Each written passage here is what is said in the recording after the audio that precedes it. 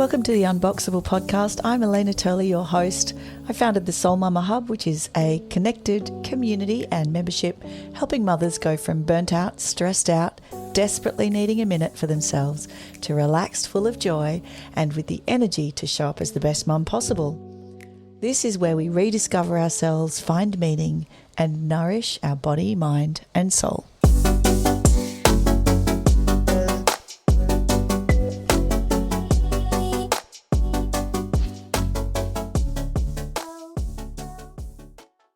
I am so excited to share this episode with you. Me and my lovely darling friend Dante Amato discuss things like loosening the grip on the stories that hold you back, busting through resistance, and retiring your inner child with love and healing so you can live a fully experienced life. Please enjoy.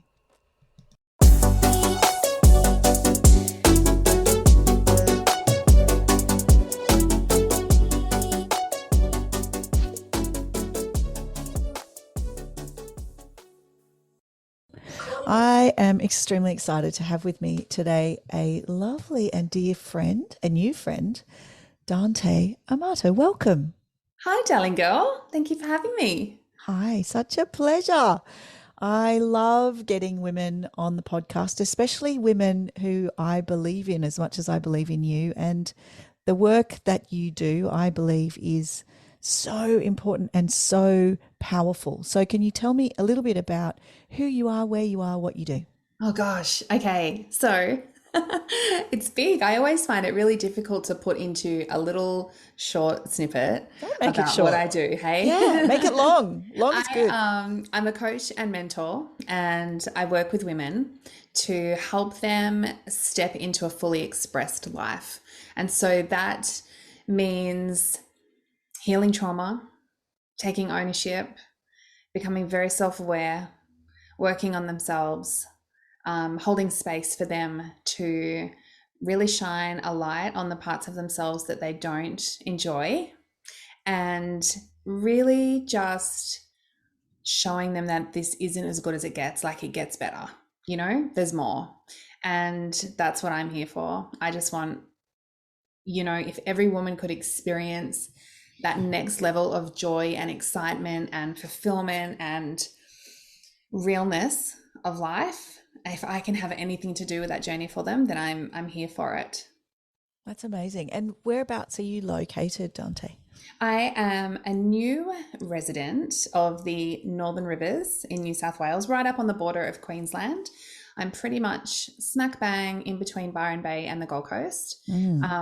We've been here for just under 18 months. And before that, we were residents of Melbourne for forever. We lived in Melbourne for 20 years. So we moved up here on a very, a very soul-aligned, very quick decision, actually. Kind of like we just pulled the rug out from underneath our entire lives, acted on a pure desire and instinct, sold up everything, and with no plan at all, moved up here.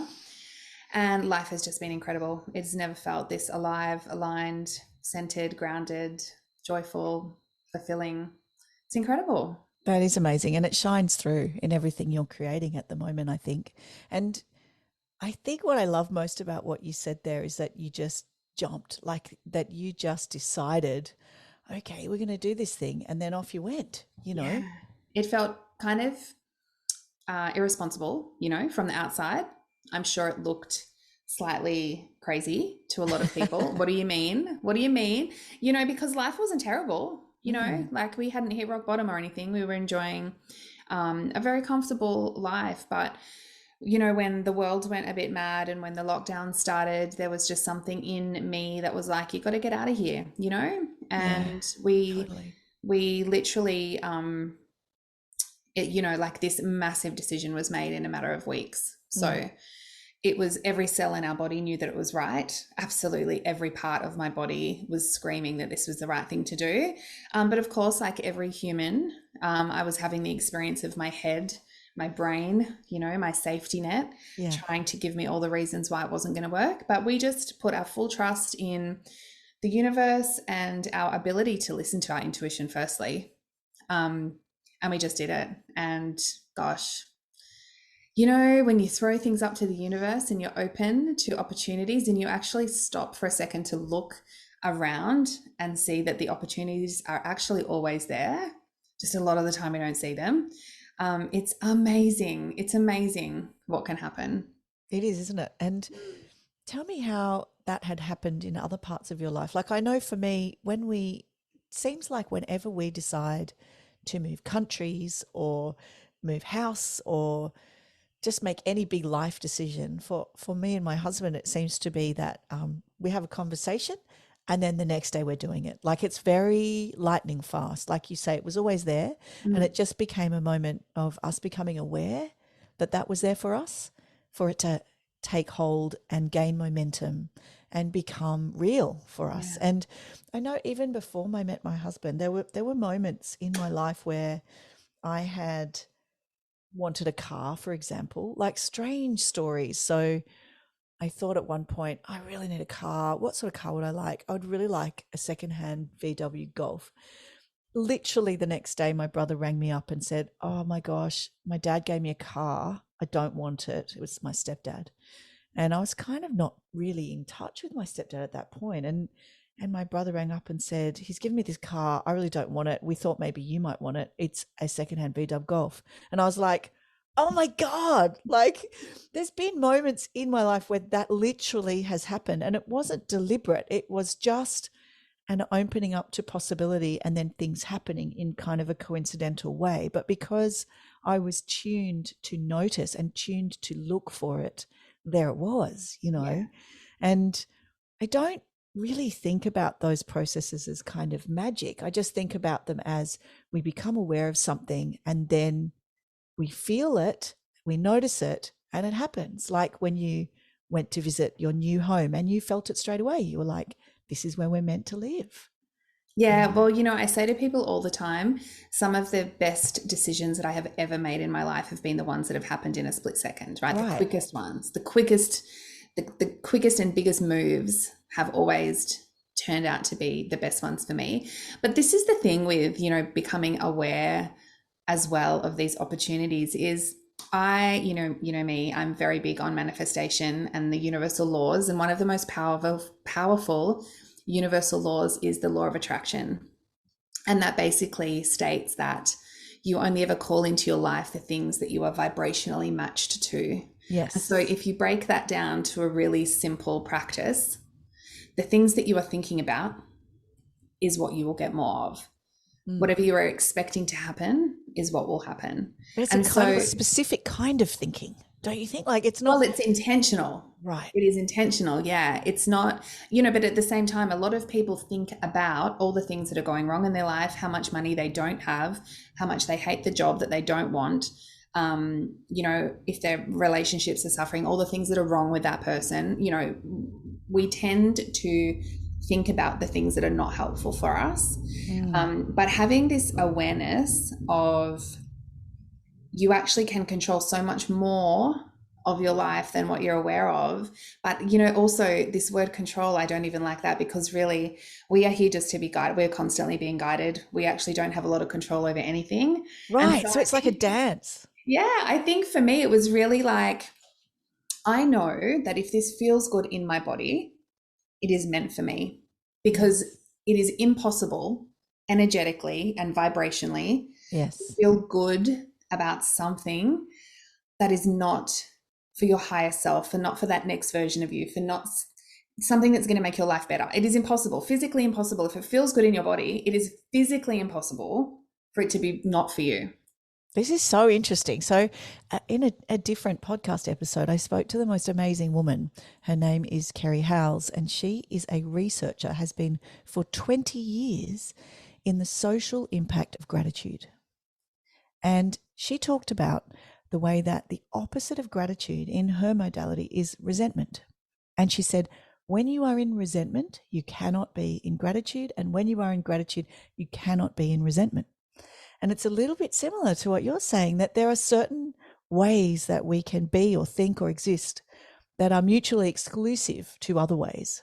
Yeah. So if we are caught up in the stuckness and caught up in thinking about the thing, I mean, I don't really have the words for this. I know the feeling, but like when we're caught up, we're not open, we're not accessing that infinite well of possibility that you're Yeah. talking about. And they kind of can't coexist. No, and you know what? I think essentially this is the idea of alignment.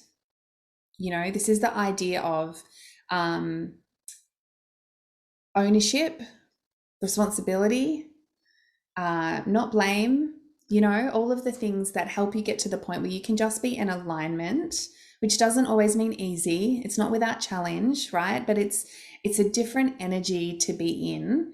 And if you are seeking that, then you will get the things that will make you most happy and fulfilled. You know, Yeah. there's so much to it. It's understanding that you could potentially be chasing things in your life that you don't actually really want.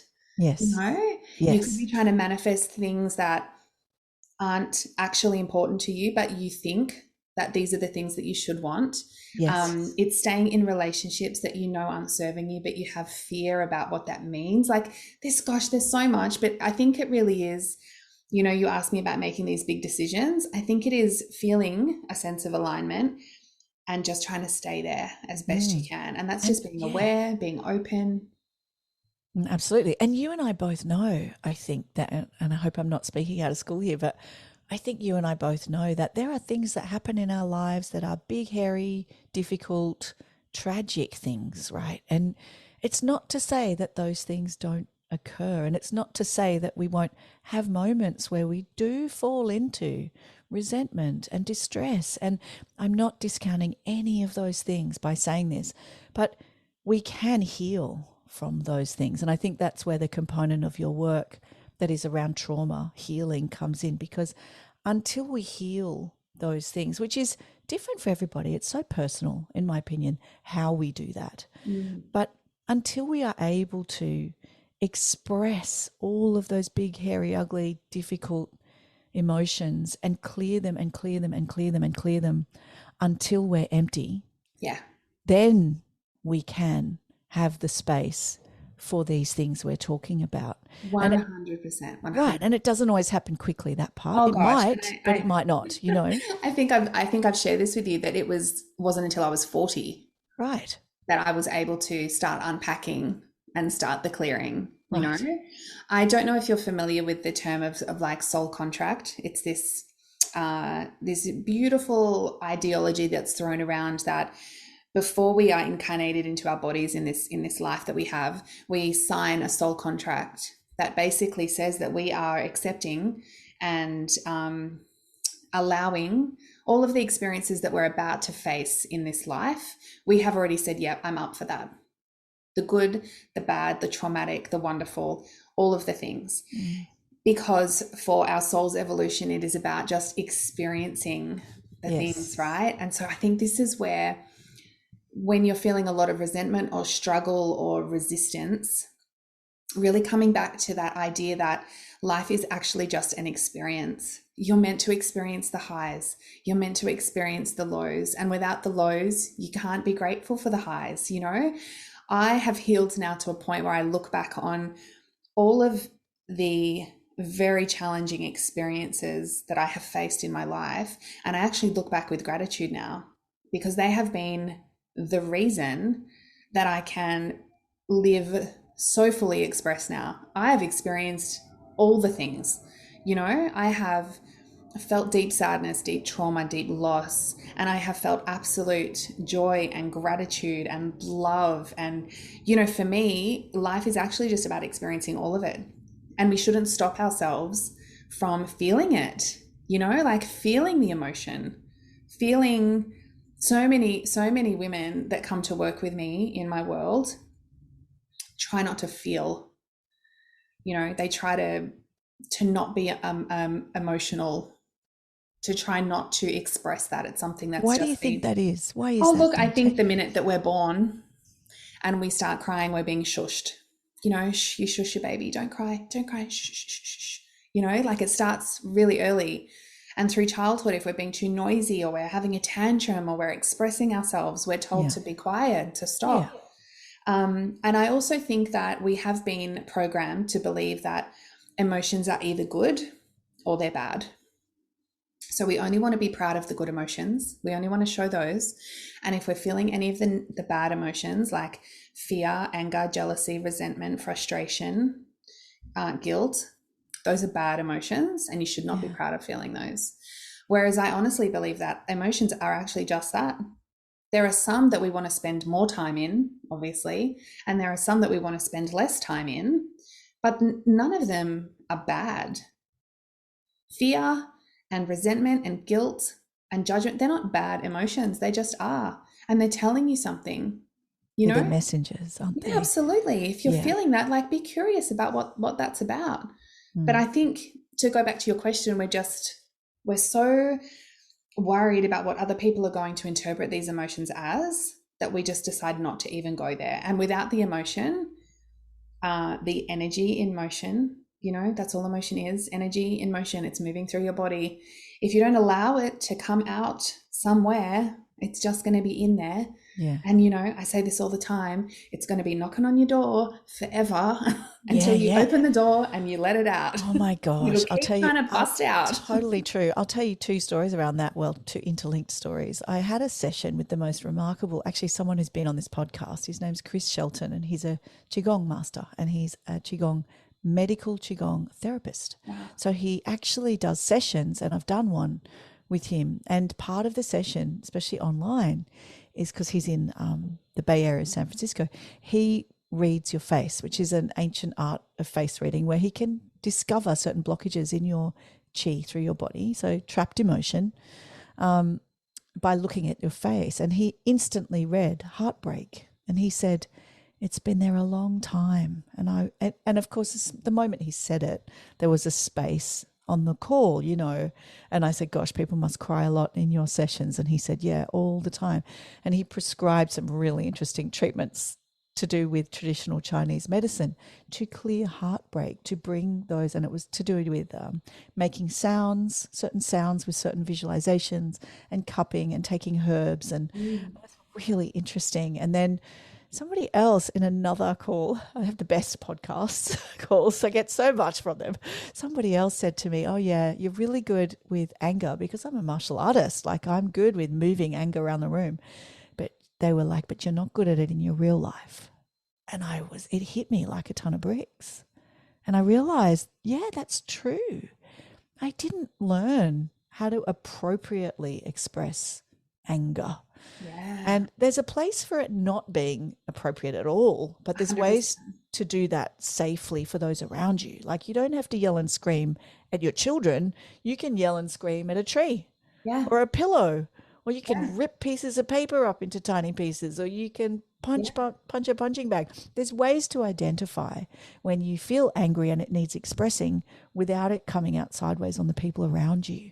And it's just so healthy to do. Like, it's so healthy. I teach my kids when they're angry to go down and scream into their pillow and punch their back. Or get it out. We've got boxing gloves in the garage. I'm like, let's go, guys. Gloves are on. Like, get it out. And I really egg them on. I'm like, come on, smash me. Like, let's. And I tell you, 5 minutes and it's done. It's done out of the body. They feel great. So good. And I remember that also when I did some personal development work, this amazing program that I did. And they were doing these exercises where they would say, okay, tell me about something that's really upset you. Now tell me more. Now tell me more. And if you got angry, they were like, yeah, swear, yell, let it all out. And there's all these people in a room with like 2 facilitators sitting next to each one, just egging them on, just to get it moving, Yeah. And I remember thinking, this is revolutionary.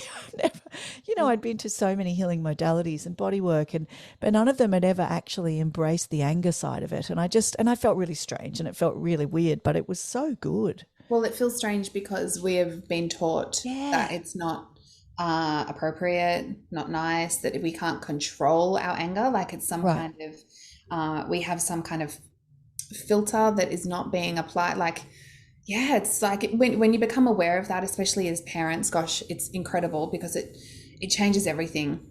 It changes everything. Yeah. You having fully expressed kids is actually such a great gift. It is. And even in relationships, sorry, go on, I cut you off. Because I was just going to say, it was so different to the way that I was brought up.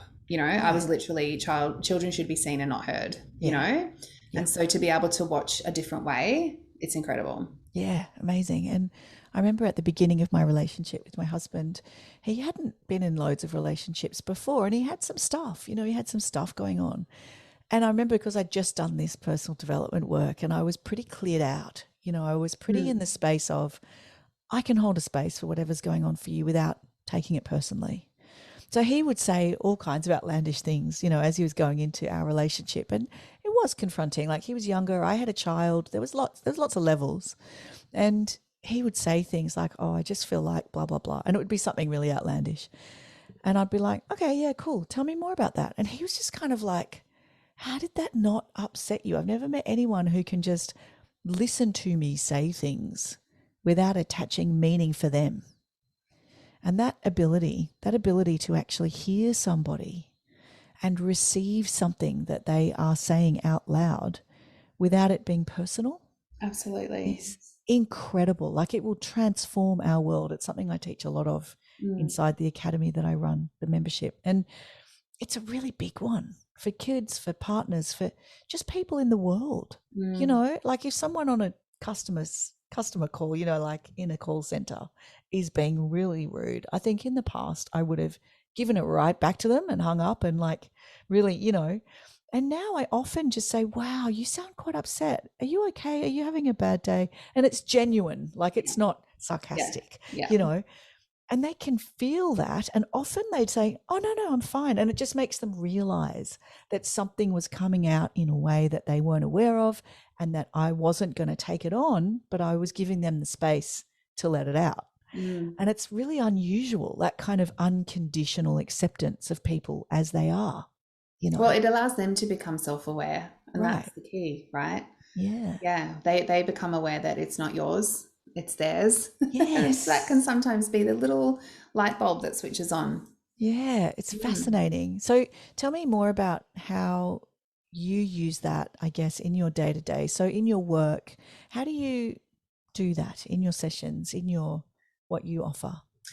I think really it is this beginning journey of self-awareness, ownership, and really coming to the point where you are open to being responsible for absolutely everything that you are and that you have, and that it is no one else's responsibility, firstly, to do anything, say anything, fix anything. It's about stopping the blame, stopping the stories, and coming to the point where you're like, okay, I am ready. I'm ready to change. I'm ready to look at the parts of myself that I'm not proud of. I'm ready to take ownership of the parts of me that are no longer serving me. And it really is like people become aware that they've been holding on to stories that don't even belong to them.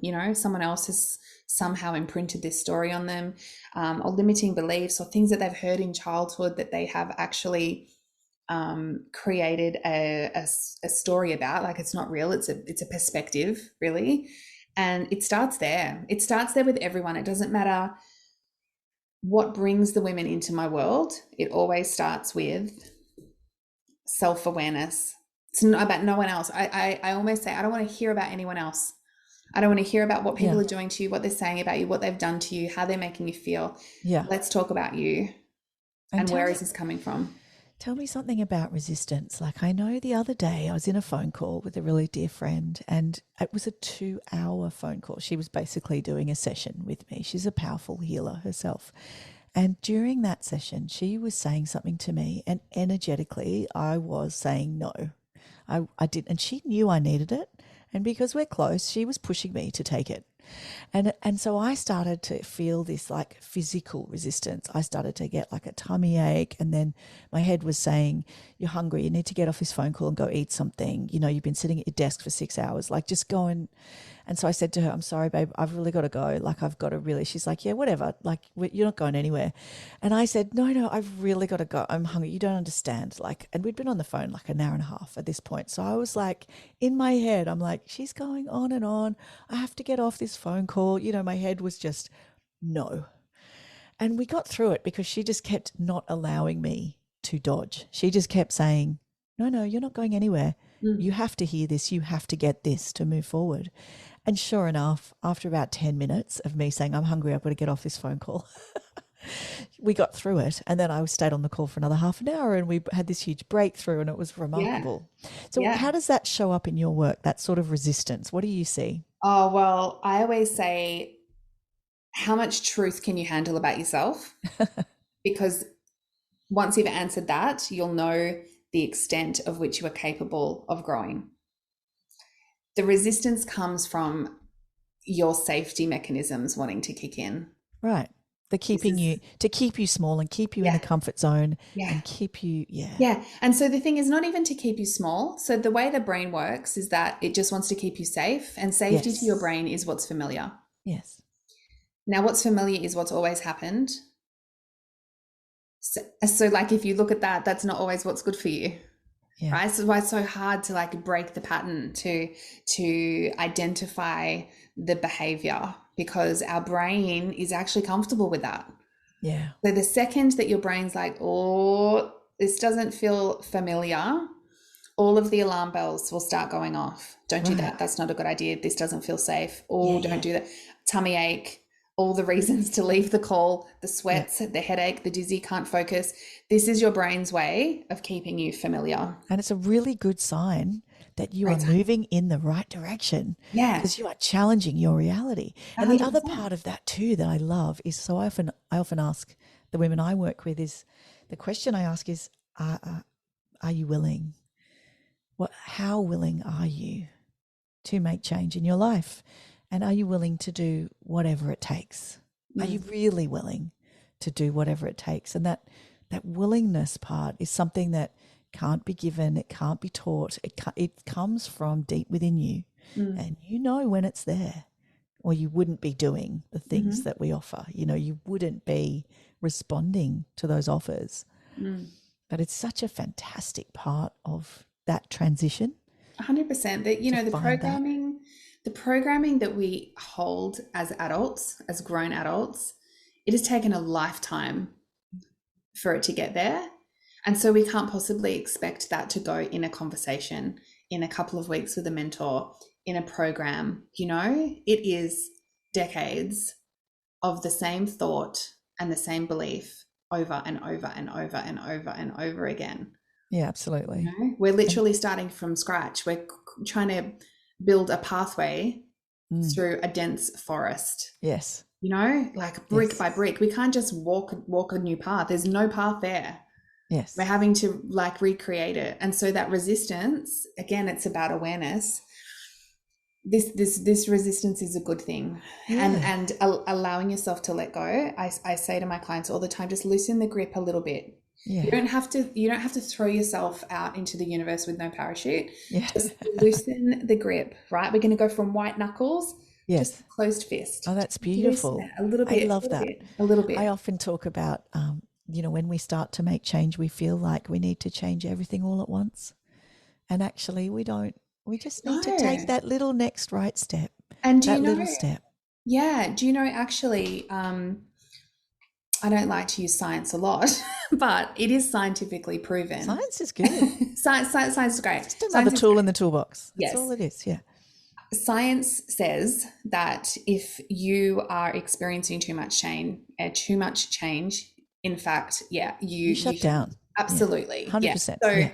it's really important to know when it's too much. So if your Yeah. nervous system is going, this is too much, that's Yeah. okay too. Slow down. Yeah, that's okay too. So I love that you felt that and you stuck around, but that also could have just been at that upper limit of Yeah. That's enough this today. could potentially be too much today. Yeah. Yeah. Yeah.